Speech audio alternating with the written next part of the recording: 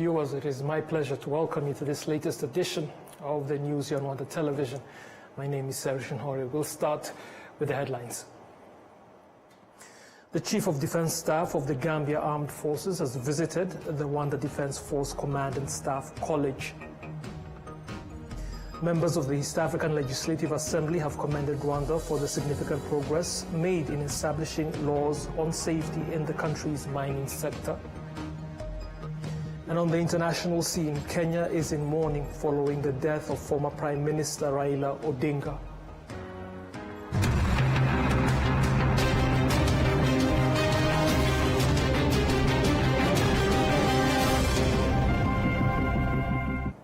Now straight to the details. Thank you again for taking the time to join us. The report by the National Commission for Human Rights shows that overcrowding in prisons decreased by 24.3% in the fiscal year of 2024-2025 compared to the previous year here in Rwanda. The report, which was presented to the Parliament on Wednesday, indicates that the number of inmates in prisons dropped from 134.3% to 110% this year, and by the end of August 2025, it had reached 103.8%. This progress was commended by members of Parliament, who said it is the result of measures put in place by the country. The President of the National Commission for Human Rights, Providence Umurungi, stated that the reduction in overcrowding in prisons is based on participation in reconciliation programs and other alternatives aimed at reducing the number of prisoners. In a study conducted by the Commission, several causes of overcrowding were identified, including failure to uphold the principle that a suspect should not be detained before trial, as reported by 70% of respondents. Other causes include delays in judicial processes and the large number of cases reported by 58.7%. Failure to use or implement alternative punishments other than imprisonment, reported by 50.1%. Meanwhile, the increase in crime rates was cited by 49.5% of those who participated in the study. Now, staying in the Parliament, from 2017 to 2024, the number of people visiting health posts increased from 71,000 to 1 million. This data was presented by the Minister of State in the Ministry of Health, Dr. Ivan Wutera, as he showed members of the Senate the impact these health posts have had since they were established. During their field visits across the country to assess efforts made in improving health posts, senators commended the progress achieved, shown by the increased number of health posts and their construction in settlements that had previously had none, which has helped citizens develop a stronger habit of seeking medical care. However, the senators also identified some challenges the health posts still face, such as not operating regularly, having limited working hours, lacking sufficient medication, and other issues. Citizens who visit their health posts often complain about challenges they encounter, including some that do not operate at all, and others that do not accept the community-based health insurance scheme known as Mutuelle de Santé. The Minister of State in the Ministry of Health responded to the concerns, pointing out that the number of health posts has increased over the past 7 years, and the number of people seeking services there has multiplied by thousands. He added that the government is taking additional measures to improve the performance of the health posts, which play a key role in Rwanda's healthcare system. Currently, Rwanda has 1,280 health posts, and the Ministry of Health has announced that within the next 5 years, an additional 100 will be built in areas identified as needing them most. This expansion will also include improving their capacity, technology, staffing, and the range of services they provide. Within the next 5 years, the proportion of patients receiving health care from community health workers, health posts, and health centers is expected to rise from 90% to 95%.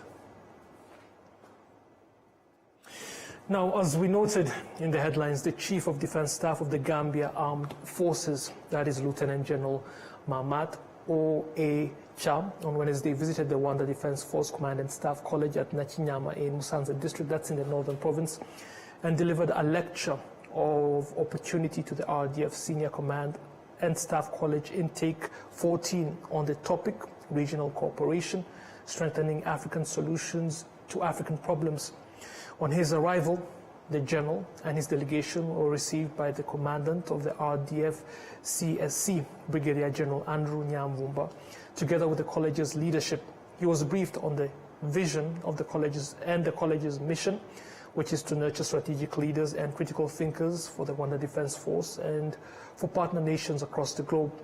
The visit was an opportunity for the college to share its transformational path and explore future opportunities for collaboration in military education and training.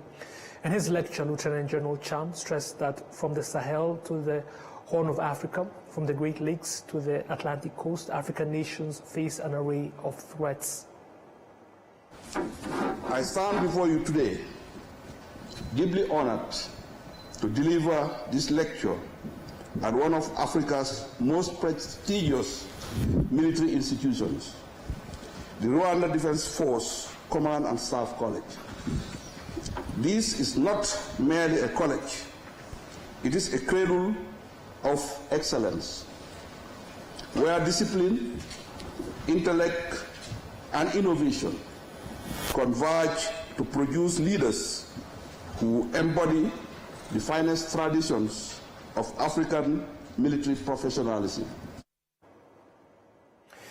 During his tour, the Chief of Defense Staff of the Gambia Armed Forces expressed appreciation for the college's commitment to academic excellence and its contribution to professional military education and training in regional peace and security. Again, as we noted in the headlines, members of the East African Legislative Assembly have commended Rwanda for the significant progress it has made in establishing laws that protect workers in the mining sector, one of the key measures contributing to improved productivity in the sector in the country. Adams Kwizera with the details on that. The Committee on Agriculture, Tourism and Natural Resources presented findings from a report assessing the use of natural resources and mechanisms put in place to ensure the safety of mining sites across the EAC member states. Gideon Kaptan, the chairperson of the committee, highlighted Rwanda's efforts in enacting laws and implementing strategies that promote responsible and transparent mining. He noted that Rwanda's legal framework, which ensures a proper licensing, accident prevention, and mine safety, serves as a model that other EAC countries could emulate. Other EALA members also emphasized that adopting such practices across the region would not only boost the productivity but also investment in the mining industry, ultimately benefiting the citizens of the East African community. And we have a singular opportunity as members of a regional parliament to pass not only this report but also an act that will ensure a friendly environment, just like what the Republic of Rwanda have done to attract as many as possible investors.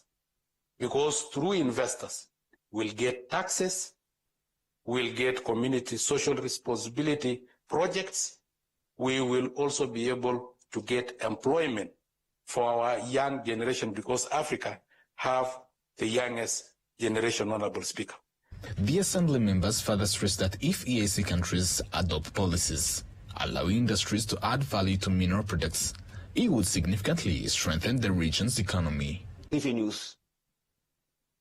We think that there was a need to link these reports, recommendations or analysis to the development of the industrial sector. Of course, because if I look to the last recommendation from the committee about what we can do to increase value addition from the sector, we see little for that. Even for technology, I can say technology development and innovation, they target only the digital tracking, traceability, and tagging. I think there's a need to increase or acquire technology to more process the mining products, minerals, and so on, so that our region can be most related, our economy is most oriented to industry-led. Ambassador Mathias Harebamungu stated that Rwanda's recognition as a model in mineral resource utilization is a clear sign that the country has abundant mineral reserves. A report, an oversight, by the way, which was conducted in each and every partner state of EAC, East African Community. So what really transpired from what was presented to the Assembly is that though every country has some policies and laws, it has clearly been presented not by the way we Rwanda, we didn't say and communicate it openly to the Assembly, but the presenter, the chair of the committee himself and the other members have appreciated where Rwanda is now. It is the only country that we do have traceability tagging, and we do really respond to the international standard when it comes to mineral and mining. So we have encouraged other partner states to have this robust change, invest heavily in this sector, but most importantly, to align to the international standards. That is where Rwanda is, and this was highlighted and really appreciated by our colleagues. During this plenary, the committee also called for the drafting of a prohibition of manufacturing, importation, use and sale of single-use of plastics. Adams Kwizera, reporting for RTV News in Arusha, Tanzania. Thank you, Adams. Now to Ethiopia, where delegates from various African countries, including Rwanda, have gathered for discussions aimed at reviewing progress made in advancing a circular economy across the continent. Rwanda is being recognized as one of the leading countries in Africa supporting circular economy initiatives, largely because it is among the 3 nations that launched the Africa Circular Economy Alliance back in 2017. That was in Davos, Switzerland. And Ola Gladys Benimana with more. Representatives from 21 countries, including Rwanda, that make up the Africa Circular Economy Alliance, are attending a 3-day General Assembly in Ethiopia. The meeting aims to review the progress made by member countries and identify the next steps in advancing this agenda. During the assembly, participants are celebrating the progress Africa is making in building a circular economy, even though strategies and actions are not yet fully harmonized. Dismas Karuranga, a participant in this assembly and climate mitigation specialist at Rwanda's Ministry of Environment, explained some of the actions Rwanda has taken to implement circular economy strategies. Rwanda has been the first country on African continent to develop and validate the Rwanda National Circular Economy Action Plan and Roadmap. Also, we have so many projects that we are implementing. One of them is the Waste to Resources project that has been implemented at Nduba Dump Site, Landfill, where we constructed a waste sorting facility. We have other initiatives. You may know that Rwanda was among the first countries in Africa to ban plastic packaging, which was extended at all plastic items. So you can see that we have also a lot of things to share in this meeting. During this Africa Circular Economy Alliance General Assembly, participants also highlighted that Africa loses about 5% of its GDP every year due to climate change. Here are some examples of Rwandan youth involved in climate change resilient and circular agriculture, focusing on sustainable practices. In short, we took our coffee pulps at the coffee washing stations and we turn into compost, which will help our farmers and also our own farm to boost our productivities. And also on the side of the coffee husk, we take that coffee husk which were a burden to us, and also we turn them into pellets, which will helping the population mostly around here in Kigali and also at the same time in the country worldwide. It will reduce the problem of charcoals and also the problem of the firewood. Most of the population rely on the charcoals and the firewood, but for us, we bring the solution which will help to reduce those. And those, it is the mostly problem of the deforestation. So we as Tigasa, we are here to solve that problem. This is really important for us, especially for a climate and food sustainability angle, where young people are now taking up more more engagements in the food sector and agriculture, but looking at it from now the issues of climate change that have been coming up and how young people can be able to engage more into that sector and be able to actually provide innovation and inputs into the processes that are happening, policies where we can now come in as East Africa, as a region, not just speaking in one voice as a country or speaking in one voice as one person, but speaking collectively today what our actions are, what our priorities, and how we can be able to develop the systems of food and climate in the country. Rwanda, South Africa and Nigeria were the three founding members of the ACEA launched in 2017 during the World Economic Forum in Davos, Switzerland. Today, the alliance has expanded to 21 countries and has also established a special fund known as the Africa Circular Economy Fund. During meetings held in Kigali, Accra and Abidjan, the Africa Circular Economy Facility was officially endorsed. Davina Milenge Uwela, Chief Program Coordinator at the African Development Bank, which manages the fund, and the ACEA Secretariat, said that if African countries continue to invest in the circular economy, the continent can transform waste into wealth. We see that as the next growth potential in linking what Africa has. We're currently talking critical minerals, and we're talking the youth dividend that Africa has, and its natural resources. As you know, 65% of the global arable land is on this continent. 35% of the critical minerals for global transition are on this continent. In 2024, the African Union adopted a 10-year action plan to promote the circular economy across Africa, known as the Africa Circular Economy Action Plan. Globally, 37% of agricultural production, equivalent to $7 billion, is lost every year before it reaches the market. These post-harvest losses contribute to 7 to 8% of total global greenhouse gas emissions.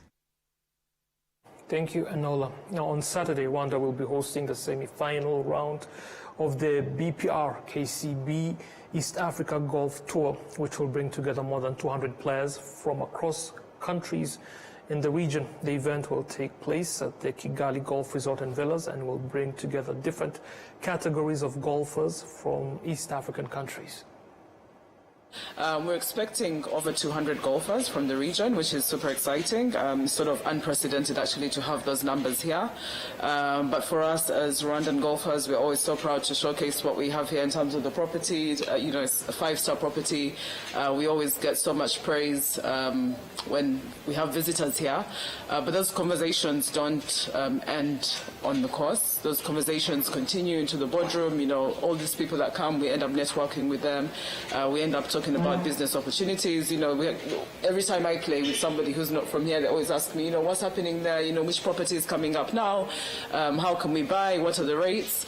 So for us, it's super important for us to host, to always have these tournaments, but also to have tournaments to a certain standard. And we're only able to do this because of sponsors like KCB, who take golf seriously. So really, really want to thank you for your support, and we hope that it continues because it makes a big difference. It makes this sustainable. The golf operations manager at the Kigali Golf Resort and Villas has noted that this is the first time Rwanda will host the tournament and that preparations were well underway to welcome the players who will compete for a spot in the finals scheduled to take place in Kenya in December. In 2024, KCB invested 65 million, so we have been increasing.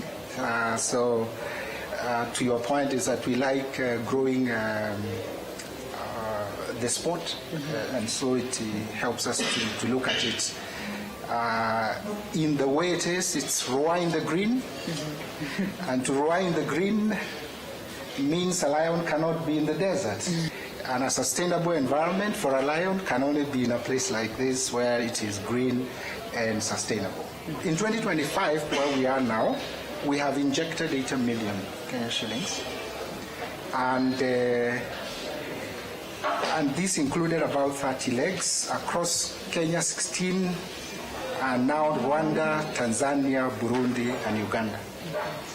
So the ongoing season has about 2,000 golfers involved, with 1,000 juniors. And alongside that, we have put in tree planting initiatives. Now let's move on to educational matters and the revised teaching guide designed to help teachers provide inclusive special education here in Rwanda is expected to improve the quality of inclusive education across different categories of learners with disabilities. The first edition of this guide, released back in 2018, had been criticized for lacking many essential elements related to effective teaching for inclusive special education, especially in lessons involving the use of symbols and sign language. Before the reviewing of the training manual. So those gaps that were identified were catered for in the second edition, and I think you were around because they showed us the gaps that they identified. So we hope those gaps are going to be filled, and the teachers are going to be well equipped in supporting teachers, in teaching children with diverse needs. Diversity, we mean different learning needs. The director of Chance for Childhood, the organization that helped prepare the guide, has explained that there was strong collaboration with various government bodies to address the challenges identified in the previous version. We even said during the discussions, the previous training manual had some gaps. And one of those gaps was that they were lacking the concepts of what we call universal design for learning. And the inclusive education culture was not part of it. And something we call individual education plans, along with the appropriate terminologies that are up to date, were not in there, simply because the training manual was developed when those terminologies were not up to date. So the current second edition of the training manual we've just come up with tried to bridge all those gaps to make sure that teachers are equipped with the knowledge it takes for them to provide inclusive education, learning and teaching practices that are based on individual education plans, and also that is also based on the universal design for learning. And we also added one very key component of using assistive technology that was not part of the previous one. So just to mention a few. The guide, which was launched on Wednesday, was prepared by the Rwanda Basic Education Board in partnership with non-governmental organizations involved in inclusive special education. It is expected to help eliminate existing challenges in the teaching of learners with disabilities across various categories. Now, staying with education, various TVET schools have been showcasing their problem-solving abilities through innovative, self-designed ICT projects that address real-world challenges. This was during the third edition of the RCA Hackathon. William Evans Mutawazi with more.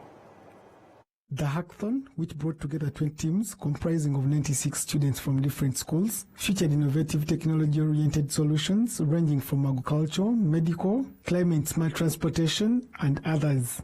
Paul Umukunzi, Director General of RwandaTV Board, says that through such forums, Rwanda's local solutions will easily make it to the international market. So we believe that this forum will really help our country to develop local solutions to local challenges, and also to put some innovative products made in Rwanda to the international market. So that is what we are aspiring to achieve.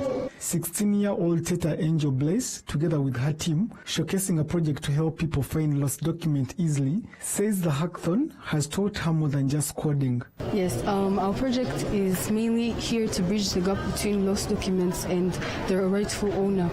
So the way it works, basically, if you lost a document, you come and you announce it, and when I find it, I come as well and announce that I found a document that is not mine.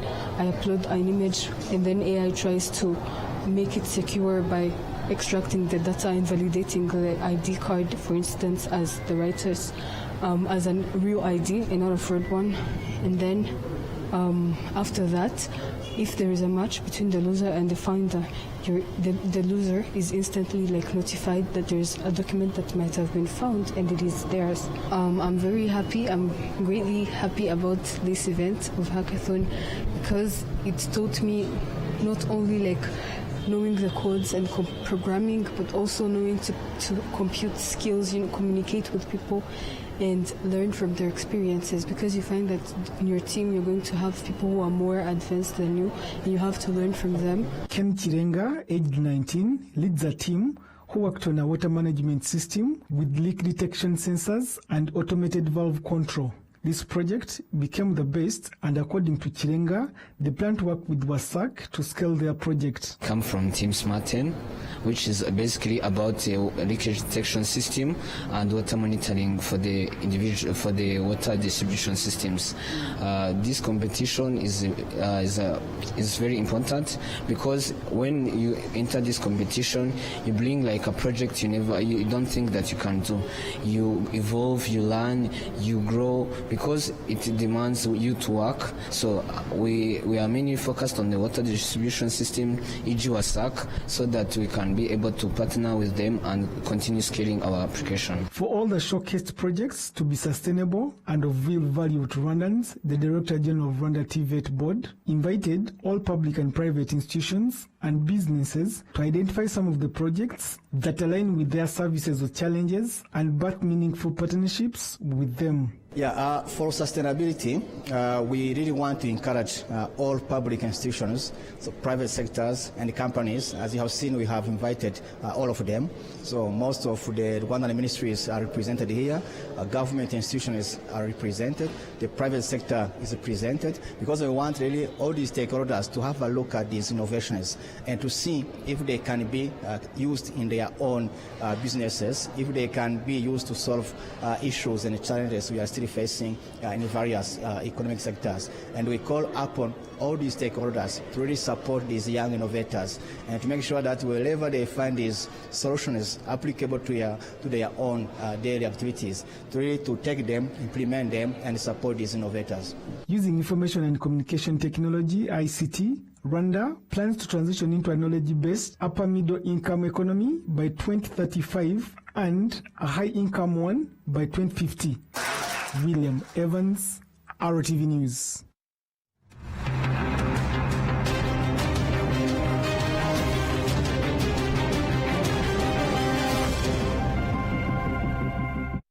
Every journey has a beginning. From nature comes refreshing fruity goodness that keeps you going every day. With every pack complementing life's best moments. Not one, not two, but 5 different fruity flavors. And this journey keeps giving. Introducing Inyange's new fruity juice flavors, guava and cocktail. Now available at your nearest shop. Always ask for Inyange. Nyiri muto arababwiraga data bati ntabwo wagira umukamo mwinshi utunze inka imwe, ariko nigeze acika intege. Mama akinjira mu bucuruzi hari abamubwiraga bati ntabwo watera imbere udakorera mu iduka rigezweho, ariko ntibyamusubije inyuma, yakoranaga umwete. Njya muri kaminuza hari abanshidikanyagaho bavuga ko nashobora kaminuza naturuka mu muryango wifashije, ariko byaragiye nanditse amateka mashya. Igihe cyo gutera ishema umuryango wanjye kigeze, bamwe bakomeje kumbwira bati ntabwo watera umuryango wawe ibyishimo n'ishema, ariko narabishoboye. Hari abakekaga ko nasigira umurage ukomeye abankomokaho, ariko ubu mfite uruganda rutunganya amata. Banki ya Kigali yabaye umufatanyabikorwa wanjye mu rugendo rwose, inzozi zanjye ziba impamo. Bigereho.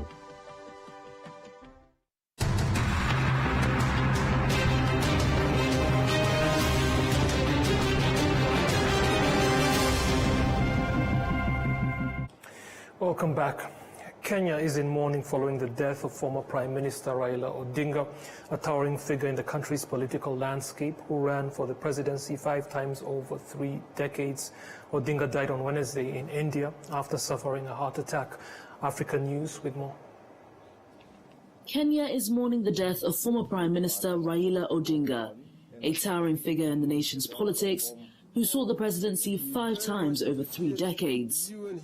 President William Ruto paid tribute, calling him a giant of democracy, and declared 7 days of national mourning, while flags will fly at half-mast. His children, we have lost a beacon of courage, a tower of principle, and a father of our democracy. Let us come together, as he always urged us to do, not as rivals, but as brothers and sisters bound by a shared destiny. Odinga died Wednesday in India after a heart attack. His death comes just months after striking a political pact with President Ruto that brought his party into government. In a political career spanning decades, Raila Amolo Odinga offered a compelling model of principled politics. And at a critical moment in our nation's journey, he always put Kenya first before individual or personal interest. May his soul rest in eternal peace. Though he never became president, Odinga was revered as a statesman whose activism helped shape Kenya's multi-party democracy. Before we go, let us again take a look at the headlines. The Chief of Defense Staff of the Gambia Armed Forces has visited the Rwanda Defense Force Command and Staff College. Members of the East African Legislative Assembly have commended Rwanda for the significant progress made in establishing laws on safety in the country's mining sector. And as we just saw, Kenya is in mourning following the death of former Prime Minister Raila Odinga.